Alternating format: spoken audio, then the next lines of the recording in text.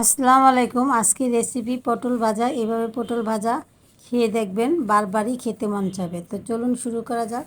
প্রথমে আমি পটলগুলি মেখে নিব। তো এখানে আমি স্বাদ অনুযায়ী লবণ আর হাফ টিস্পুন হলুদ গুঁড়া, হাফ টিস্পুন মরিচ গুঁড়া, হাফ টিস্পুন ধনিয়ার গুঁড়া দিয়ে আমি ভালোভাবে মাখিয়ে নিব।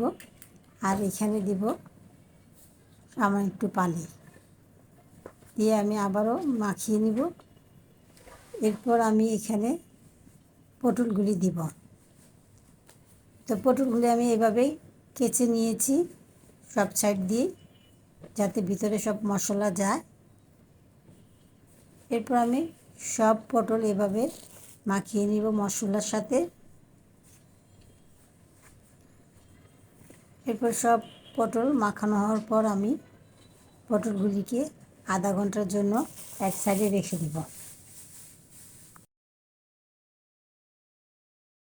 তো এখন আমি একটি প্যান বসিয়েছি। এখানে আমি তেল দিব প্রায় 3 টেবিল স্পুন। তেল দিয়ে আমি পটলগুলি ভেজে নিব চুলার আঁচ কমিয়ে দিয়ে। তো এক সাইড হওয়ার পর আমি আরেক সাইড উল্টিয়ে দিব।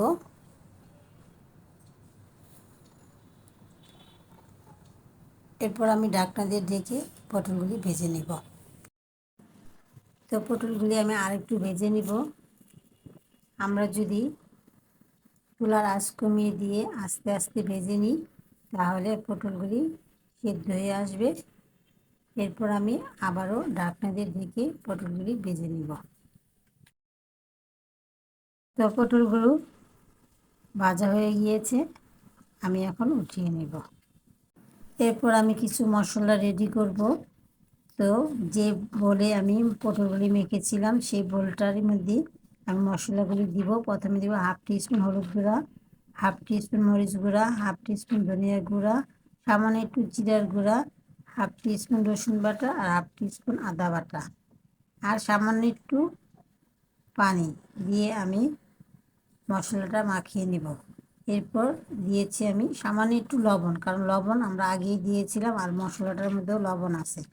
আর দিব এখানে পেঁয়াজ আছে এখানে প্রায় 5 থেকে 6টা ছোট ছোট পেঁয়াজ। এরপর আমি পেঁয়াজগুলি ভালোভাবে ভেজে নেব।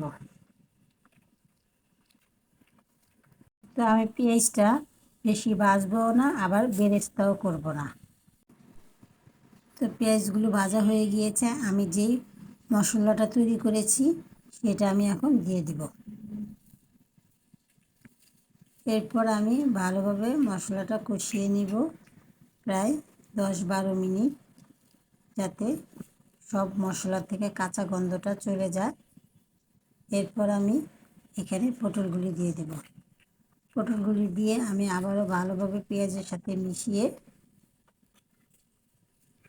5 মিনিটের মতন ঢাকনা দিয়ে রান্নাটা করে নেব।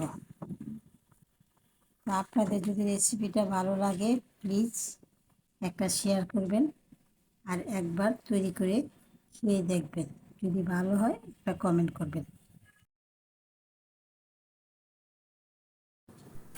এরপর আমি আবারও ভালোভাবে মিশিয়ে নিব।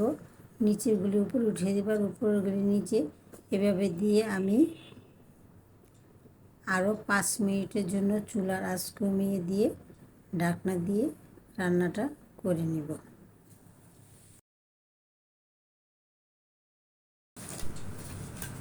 তো আমি আবারও ভালোভাবে মিশিয়ে নিব। তো আমার পটল ভুনা হয়ে এসেছে, আমি নামিয়ে পরিবেশন করব। তো হয়ে গেল আমার পটল দো পেঁয়াজা। যদি ভালো লেগে থাকে তাহলে ফেসবুকে ফলো, লাইক, শেয়ার আর ইউটিউবে সাবস্ক্রাইব। আল্লাহ হাফেজ।